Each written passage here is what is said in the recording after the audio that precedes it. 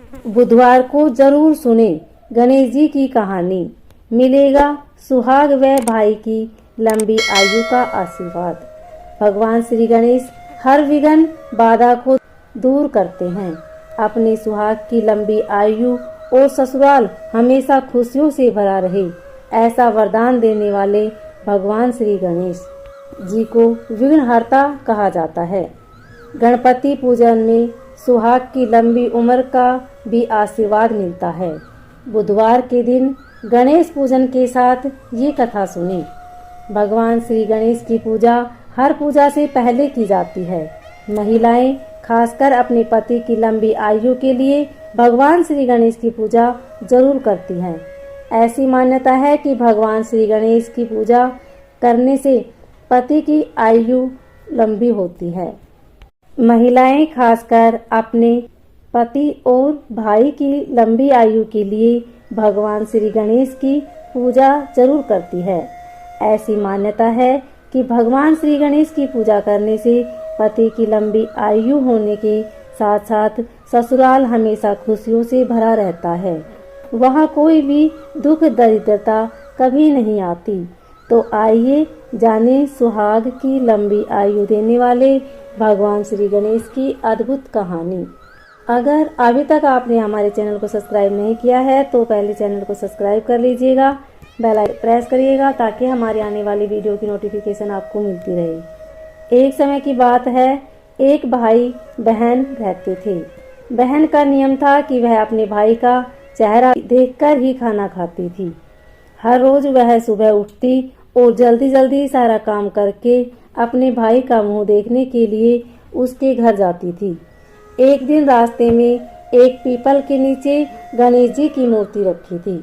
उसने भगवान के सामने हाथ जोड़कर कहा कि मेरे जैसा अमर सुहाग और मेरे जैसा अमर पियर सबको दीजिए। यह कहकर वह आगे बढ़ जाती थी। जंगल के झाड़ियों के कांटे उसके पैरों में चुभ जाते थे। एक दिन भाई के घर पहुंची और भाई का मुंह देखकर वह बैठ गई।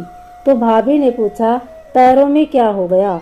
यह सुनकर उसने भाभी को जवाब दिया कि रास्ते में जंगल की झाड़ियों के गिरे हुए कांटे पाँव में चुभ गए हैं।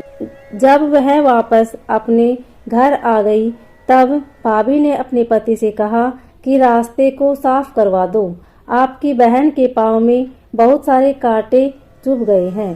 भाई ने तब कुल्हाड़ी लेकर सारी झाड़ियों को काटकर रास्ता साफ कर दिया, जिससे गणेश जी का स्थान भी वहां से हट गया। यह देखकर भगवान गुस्सा हो गए और उसके भाई के प्राण हर लिए। लोग अंतिम संस्कार के लिए जब भाई को ले जा रहे थे तब उसकी भाभी रोते हुए लोगों से कही, थोड़ी देर रुक जाओ, उसकी बहन आने वाली है। वह अपने भाई का मुख देखे बिना नहीं रह सकती है, उसका यह नियम है। तब लोगों ने कहा, आज तो देख लेगी पर कल कैसे देखेगी। रोज दिन की तरह बहन अपने भाई का मुंह देखने के लिए जंगल में निकली।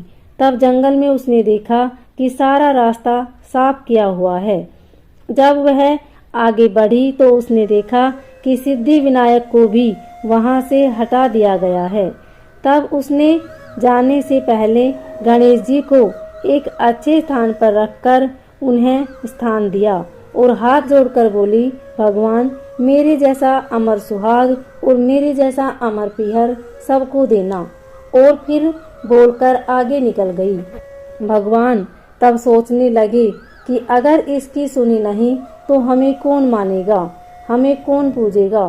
तब सिद्धि विनायक ने उसे आवाज दी, बेटी इस खेजड़ी की 7 पत्तियां लेकर जा और उसे कच्चे दूध में घोलकर भाई के ऊपर छींटा मार देना, वह उठकर बैठ जाएगा। यह सुनकर जब बहन पीछे मुड़ी तो वहाँ कोई नहीं था। फिर वह यह सोचने लगी कि ठीक है, जैसा सुना वैसा कर लेती हूँ।